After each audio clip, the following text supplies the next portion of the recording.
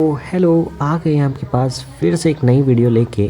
इस वीडियो में हम क्या है, फ्लूइड्स जो चैप्टर है उसके दो इम्पॉर्टेंट टॉपिक्स पढ़ने वाले हैं। देखो, क्योंकि इस पे क्वेश्चंस कई बार हमने देखे गए हैं और बहुत ही फ्रीक्वेंटली आस्क्ड है। कई सारी अलग अलग तरीके के क्वेश्चन बनते हैं। तो चलिए देखते हैं। पहला है रेनॉल्ड्स नंबर। रेनॉल्ड्स, अब इस पर स्पेलिंग मेरे को भी नहीं पता, बट जो भी है देख लेना, YLDS है शायद, ऐसे ना।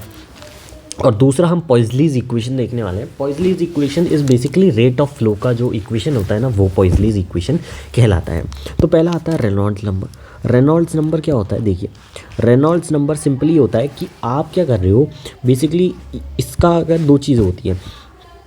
पहली चीज़, कोई भी दो आइडेंटिकल पाइप्स हैं, दो आइडेंटिकल पाइप्स, ये अबाउट पाइप डिफाइन होता है। देखो, इस पाइप से ही पॉइजलीज इक्वेशन भी डिफाइन है। तो देखो, जब पॉइजलीज इक्वेशन बनाते हैं ना, तो पॉइजलीज इक्वेशन क्या कहती है कि जो हम जाते हैं ना, तो जैसे जैसे हम सरफेस की तरफ जाते हैं तो हमारी जो वेलोसिटी है वो डिक्रीज़ करती है।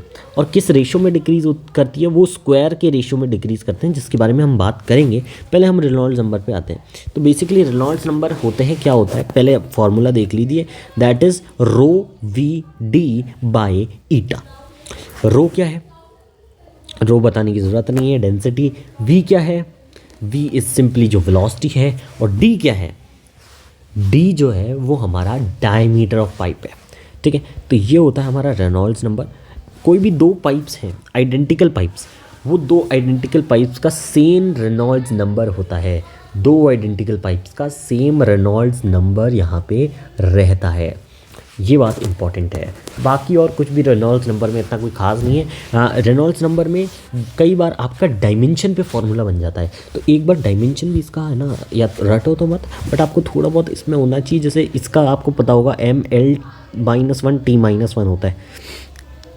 एक बार अगर मैं थोड़ा गलत हूँ तो है ना, ठीक है। और बाकी फिर आपको इन सब का आप मतलब निकाल सकते हो। कुल मिला के आपको फॉर्मूले से कई बार इसके एक बार इस पर डायमेंशन पे फॉर्मूला मतलब क्वेश्चन आ गया था, तो वो हमारा हो जाना चाहिए। ठीक है, दूसरा आता है पॉइजलीज इक्वेशन। पॉइजलीज इक्वेशन वैसे आपको समझ में आना चाहिए कि ये डिफ़ाइन किस लिए होता है। तो आप ज़्यादा इसको पढ़ोगे तो आपको पता है ये टर्बुलेंसी की डिफ़ाइन करता है कि बेसिकली कोई जो मोड है वो कितना टर्बुलेंट है, उसके बारे में डिफ़ाइन करता है। बेसिकली इसके बारे में हम बात करेंगे, बट अभी पहले हम यहाँ पे पॉइजलीज इक्वेशन के बारे में बात कर लेते हैं, है ना। पॉइजलीज इक्वेशन डिफाइन करती है हमारी rate of flow. Rate of flow, ठीक है। अब हम आते हैं रेट ऑफ फ्लो। चलो एक बात करते हैं कि मैं इसको आपको डायरेक्ट नोट से पढ़ा देता हूँ, क्योंकि थोड़ा सा ये बड़ा हो सकता है, इसलिए डायरेक्टली नोट्स से आपको बता देता हूँ। एक तो बेसिकली ये रहे नोट्स ना। मेरे को तो रट चुकी हैं चीज़ें, इतनी बाहर बता चुका हूँ मैं, लेकिन क्या है ना, थोड़ा सा ये मैं कब पढ़ाता हूँ तो मैं थोड़ा डिटेल में पढ़ा देता हूँ, इसलिए तो मैं आपको जल्दी से यहाँ पे इस टॉपिक को यहाँ पे कवर अप करते हैं ना। चलिए, आपको ये समझ में आना चाहिए जो मैंने आपको बताया था कि वेलोसिटी जो है वो क्या है, डिक्रीज़ होती है as we go from bit. मतलब अगर मैं बीच से, इस बीच वाले पार्ट से अगर मैं इस तरफ जाता हूँ, यानी पाइप की तरफ जाता हूँ, तो मेरी वेलोसिटी जो है वो धीरे धीरे कम होती है। अच्छा, वो किस रेशो में कम होती है, तो उसका एक फार्मूला होता है। ये फार्मूला याद ही रखना चाहिए। इसका अभी मैं भी इसका अभी आपको प्रूफ नहीं बता सकता। ये एक्चुअली जेईई के सिलेबस में नहीं है इसका प्रूफ, तो हम इसके बारे में बात नहीं करेंगे। बाकी प्रूफ तो ऐसे हो ही सकता है, बहुत ही फर्जी है ना, ऐसे मत समझना कि बहुत ही ज़्यादा चीज़ें हो रही हैं, नहीं। ठीक है, अभी हम बात करते हैं यहाँ पे वेलोसिटी।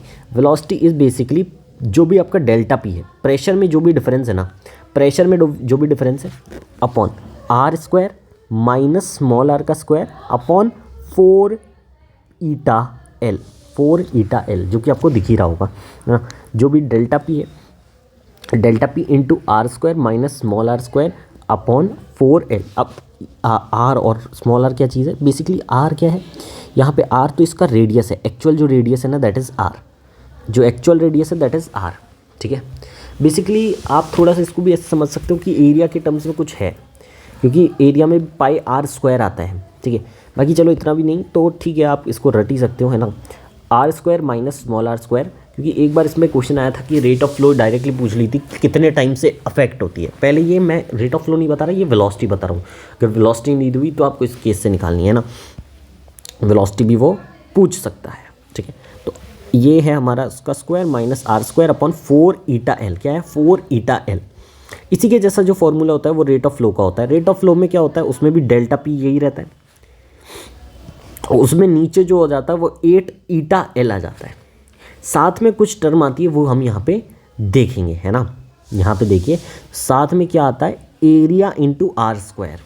अब बेसिकली ऐसे नहीं याद रखो तो पाई आर की पावर 4 याद रखा करो, डायरेक्ट पाई आर की पावर 4। तो ये एक्चुअली में हमारा क्या है, जो क्या कहते हैं, rate of flow, rate of flow है, रेट ऑफ फ्लो। ठीक है, क्लियर है। यहाँ पे आपको रेट ऑफ फ्लो के बारे में एक छोटा मोटा इन्फॉर्मेशन समझ में आ गया होगा। ठीक है, अब हम बात करते हैं कि भाई रेट ऑफ फ्लो तो समझ में आ गया, तो लेकिन ये इसको हम करंट इलेक्ट्रिसिटी से कैसे जोड़ सकते हैं। अगर आपने रेट ऑफ फ्लो का फॉर्मूला देखा, आर रेट ऑफ फ्लो का फॉर्मूला क्या था, डेल्टा पी। लिखिए मेरे साथ, डेल्टा पी आप अपनी नोटबुक में लिखिए। क्या था, पाई आर की पावर 4 अपॉन, नीचे क्या था 8, यहाँ ध्यान रखना 8, और यहाँ पे ईटा एल। वेलोसिटी का फॉर्मूला कुछ इसी के तरीके था, बट थोड़ा बहुत चेंजेस थे। अब हम क्या करेंगे, ये जो टर्म है इसे डिवाइड में ले आएंगे, इस टर्म को डिवाइड में ले जाए, तो यहाँ पे पाई आर की पावर 4 आ जाएगा।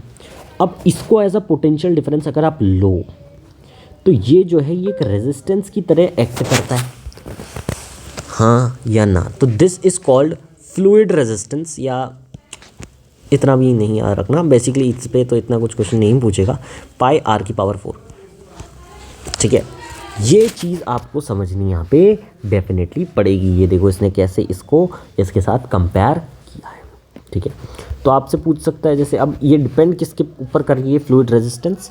फ्लूइड रेजिस्टेंस आपका एल पे डिपेंड कर रही है, आपके आर पे डिपेंड कर रही है, पाई पे डिपेंड कर रही है, ईटा पे डिपेंड कर रही है।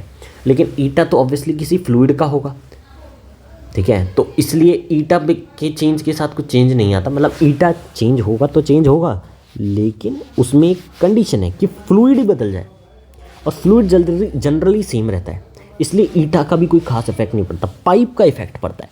तो पाइप अगर बदला तो एल बदलता है, आर बदलता है। ठीक है, तो this is all about poisonous equation. यहाँ पे आपसे रेट ऑफ फ्लो, जैसे इस पर्टिकुलर क्वेश्चन में अगर हम देखें रेट ऑफ फ्लो को, अगर हम देखें तो देखिए यहाँ पे रेट ऑफ फ्लो अगर Q है, तो यहाँ पे पहली बात तो यहाँ पे P1 कितना इसने पूछा है, P1 कितना होगा। तो देखो वो तो चलो जो भी है, P1 जो है वो तो है, ठीक है, उसको कुछ नहीं कर सकते, बट आपको इसने P1 P2 पूछा है। अब अगर यहाँ से Q जा रहा है तो ऑब्वियसली कंडीशन है कि यहाँ से भी Q ही जाएगा, दैट इज़ पर्टिकुलर कंडीशन। क्यों जाएगा Q? यार थोड़ा सा आप दिमाग लगाओ, Q ही जाना चाहिए ना यार, क्योंकि तभी तो फ्लो रेट बराबर है सीरीज़ की तरह, इसे लो सीरीज़ की तरह, सीरीज़ की तरह। ठीक है, तो वही चीज़ है, सीरीज़ की तरह आपको लेना है। तो यहाँ पे जो पोटेंशियल डिफरेंस है उसके रेशियो में यहाँ पे पोटेंशियल डिफरेंस होना चाहिए, और उसी के रेशियो में यहाँ पे भी पोटेंशियल डिफरेंस होना चाहिए। मतलब एक्चुअली पोटेंशियल डिफरेंस नहीं है, ये एक्चुअली प्रेशर डिफरेंस है। ठीक है, अब यहाँ पे आप देख सकते हो, इस क्वेश्चन को एक बार आप देख लीजिए, आपको पता चल जाएगा। ठीक है, तो आई होप आपको ये जो दो छोटे मोटे टॉपिक हैं ये समझ में आएंगे। अगर इस पर क्वेश्चन आ गया तो आपको बहुत ही अच्छी मदद मिल जाएगी। तो थैंक यू, मिलते हैं आपसे किसी और वीडियो में, तब तक के लिए सब्सक्राइब प्लीज़।